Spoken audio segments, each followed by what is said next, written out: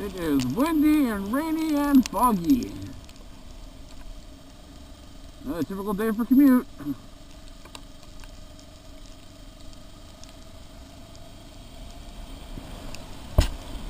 Good God.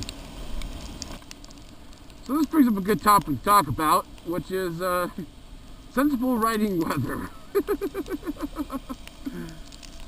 Looking at this mess, it's probably not so much in most people's eyes. But I did want to talk about it, so while we tool to work today, let's have a chat. So start off with when we say good riding weather versus bad kind of thing, it isn't just the weather itself. I guess the better way to classify is, are these good riding conditions? So start off with, obviously there are certain variables people will agree on, which is riding in the rain is not desirable. Roads are slick, bikes have a smaller contact patch than cars, etc., etc., etc. So obvious, the obvious thing there is, yes, wet weather riding is more dangerous. You have to be more cautious and careful. Kind of goes without saying.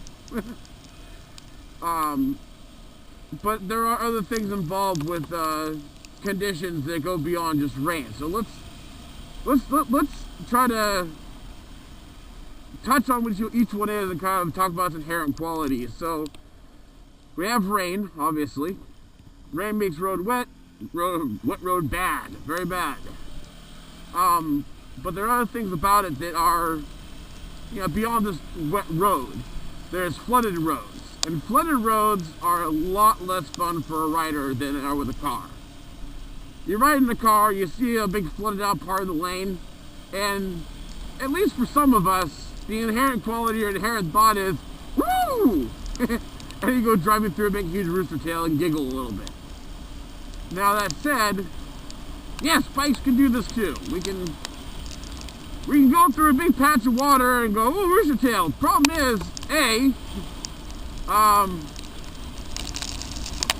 makes a huge rooster tail that splits perfectly from the front wheel right across our legs and our feet. And I learned that the hard way years ago, and unfortunately came across it again when the road flooded up here. Totally soaked my shoes. My shoes and my feet were completely soaking wet as a result, so I got to walk around with wet shoes all day at work. Also, when the rains happen, is another key contributor.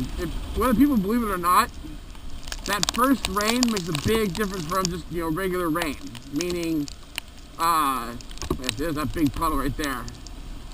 That first rain lifts all the oil that's been building up on the roads, and it does make a second film that's very slick. It's very easy to lose grip on those. Plus, because we only have two wheels, splitting water can easily hydroplane. And once you hydroplane on a bike, you're done.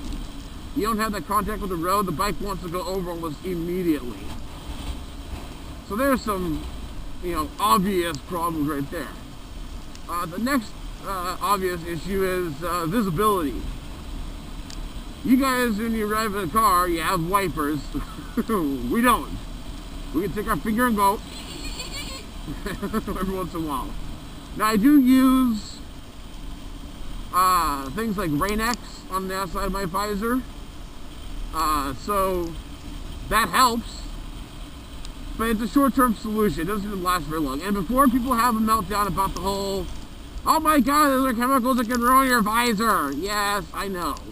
But I'll be honest with you, I had a helmet that's 10 years old that I was still using, and let's not get into that.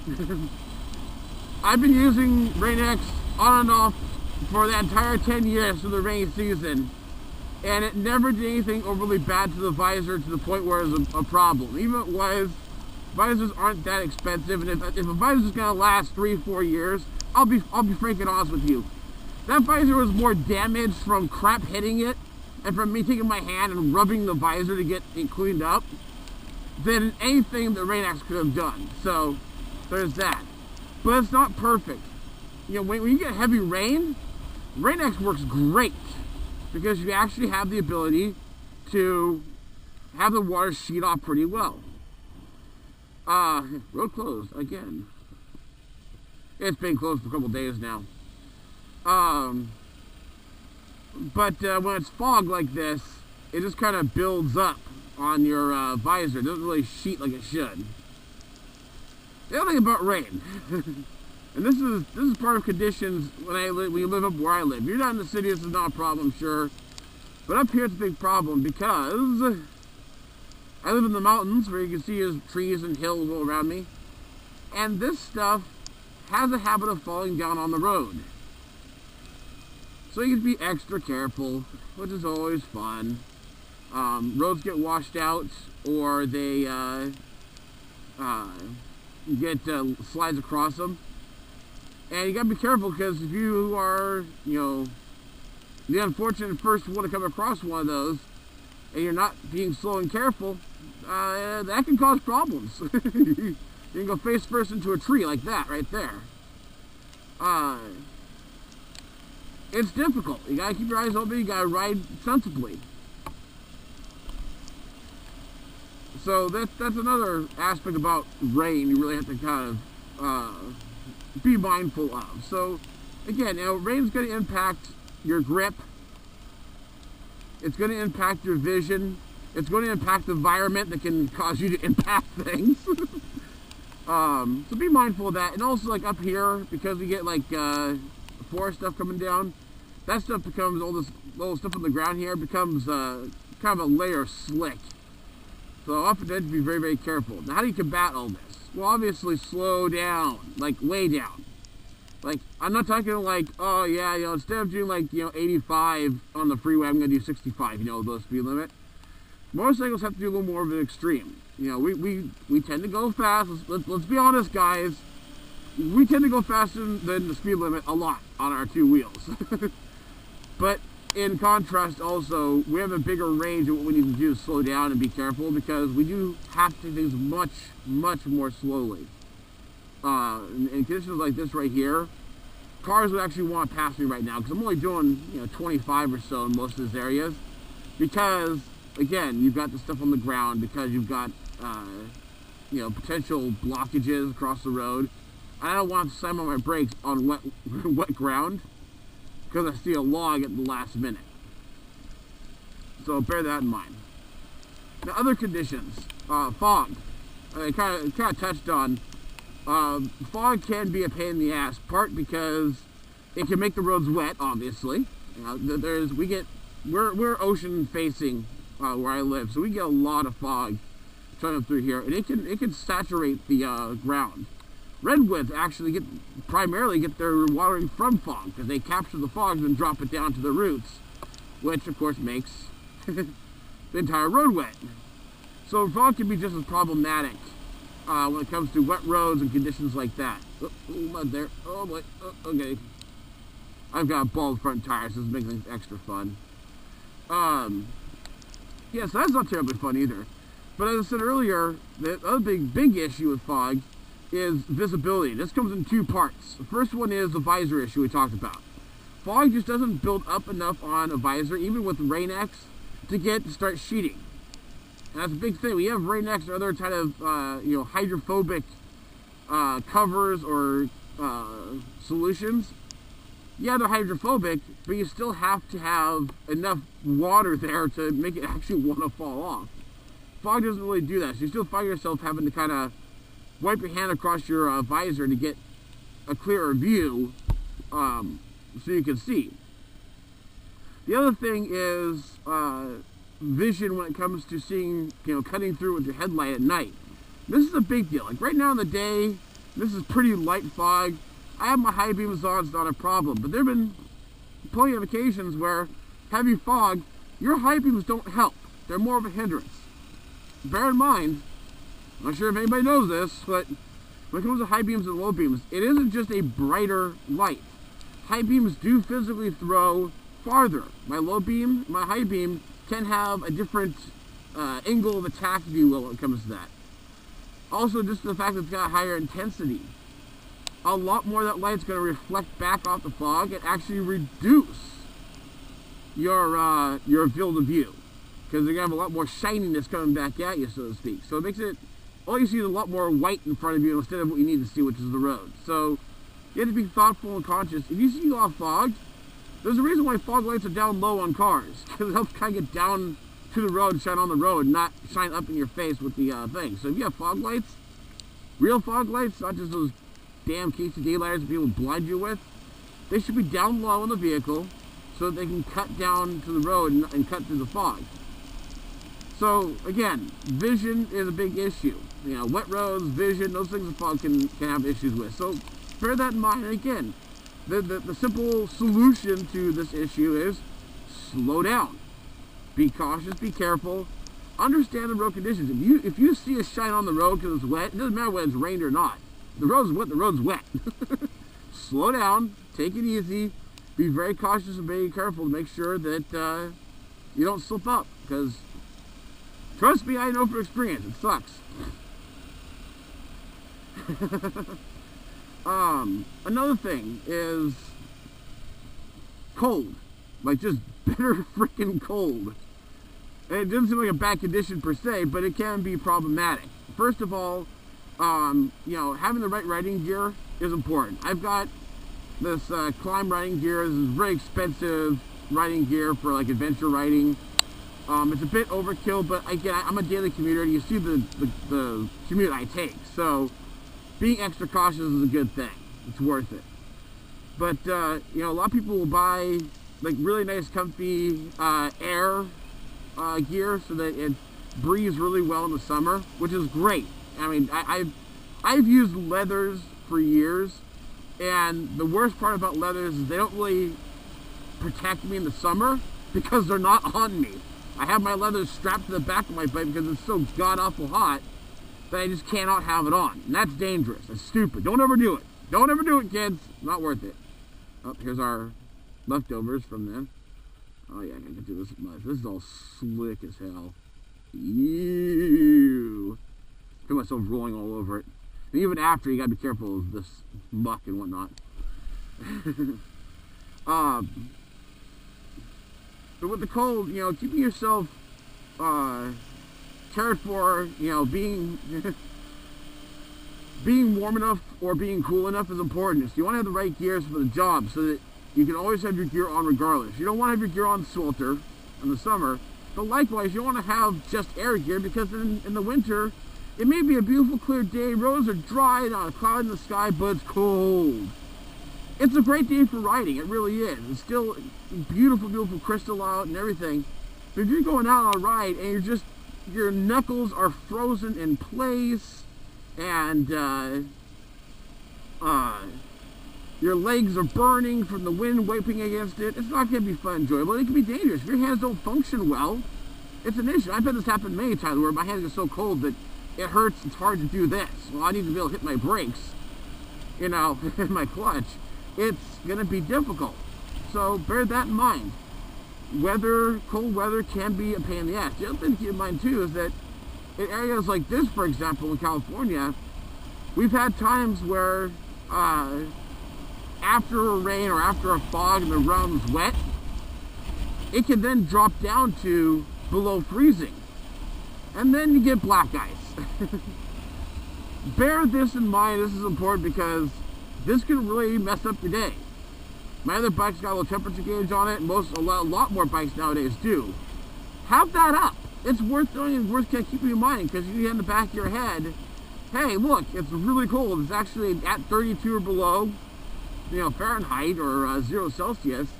That means there could be potentially black ice. If something shiny out there and it's below freezing, there's a good chance it's black ice. I came across that just recently trying to go to work, and it was a little, I wasn't thinking about it. I wasn't being conscious of it.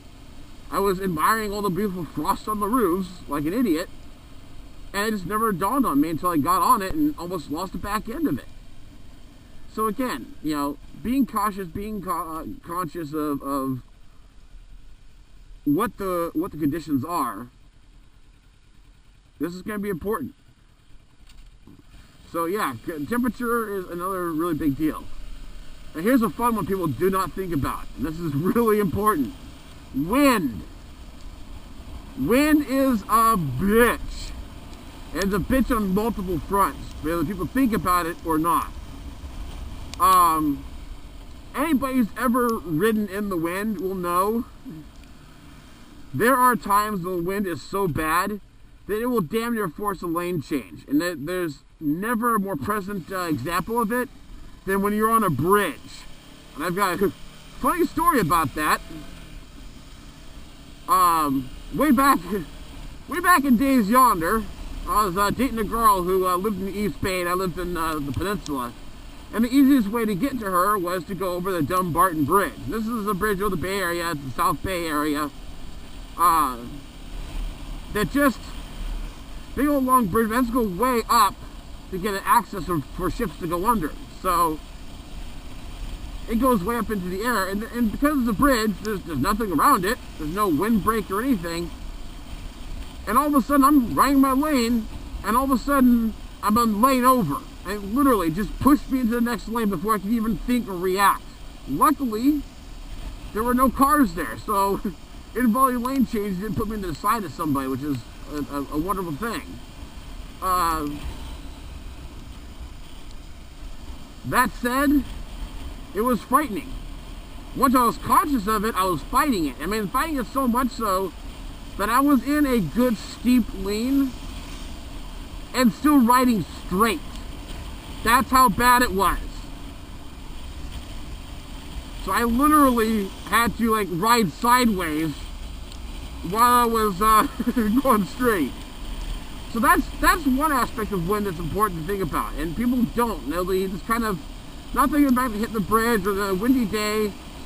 If you're going through a nice stand of trees and everything's fine, all of a sudden there's a gap in the trees. The next thing you know, they're getting blown over off the road.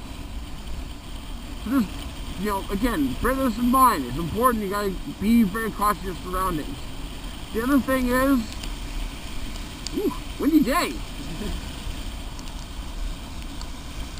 Hold that thought for a minute. I can go over the sill here because it's kind of bad. So, wind can affect you personally, literally, while you're riding, get blown around. This also goes to things like when you pass vehicles, there's a chance that they can have a buffer on like from a semi that can fuck up your day. So bear that in mind. The other aspect about wind is the environment. And this is the key thing. Usually, a lot of times, storms, wind is coupled with rain. Rain loosens things up, things fall down like trees. Again, this is another one of those important kind of things to keep in mind, because if it's been really windy out, bad things can happen. Trees can come down, power lines can get knocked down. But also, you saw earlier up in the hills when you got a big forest covered road, a lot of that forest stuff, a lot of the branches and leaves and whatnot come down. That stuff can make for small things get in your way and cause problems, but it can also make for a real slick surface. You get moisture, get that forest stuff on there. Again, it's like frog snot. You gotta be careful. So if there's a windy day out, or if there has been a windy day out, be mindful. It can change the road conditions a lot. So there you go. There's a little bit of input on some of the weather conditions to talk about. I'm not going to talk about snow. I've never ridden in the snow. I really don't have any desire to ride in the snow. I know there are people out there that I'm sure do it. I'm not one of them. So I'll leave that to somebody else to talk about. But again, guys, the overwhelming easy fix to any of these conditions is just to slow down and be cautious. Don't think you're invincible. Understand the fact that you are, in fact, more susceptible to the elements than a car is. And this is important because you're not a car. We all know this. And it's relevant because it really can affect you, and it really can be dangerous. So let's face facts. Nobody wants to go down for stupidity. And not paying attention to the weather, not being conscious of the weather is important, because that can be just as fatal as it is just to ride stupid. Ride fast, miss a curve, you know, come in too hot. Those are all things you do that's dumb. but not paying attention to the weather, not being conscious of it, is just as dumb. So please, be careful, be conscious, don't derp around. If the road conditions are not ideal, don't be scared. Don't be, oh my god, there's a little bit of fog out, I'm not going to go riding today. Don't do that. It's still fine. It's still safe. It's still safe. Just be cautious. And again, use your head, use common sense, and you'll be fine. Hell, look what I do every day. Alright guys, have a good one. Peace.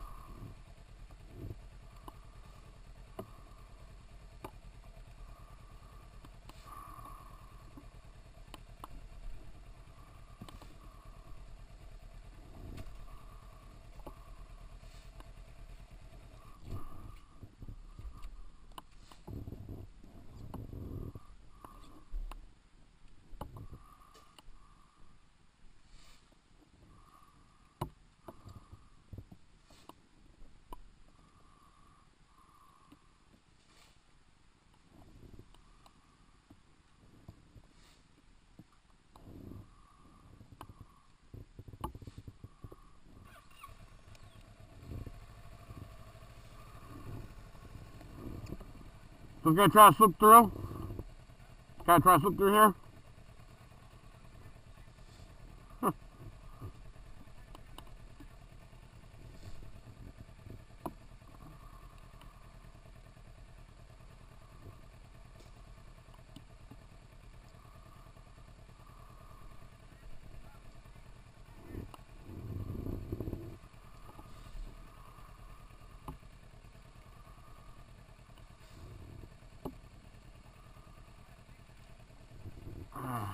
Just want to see if I can falling over.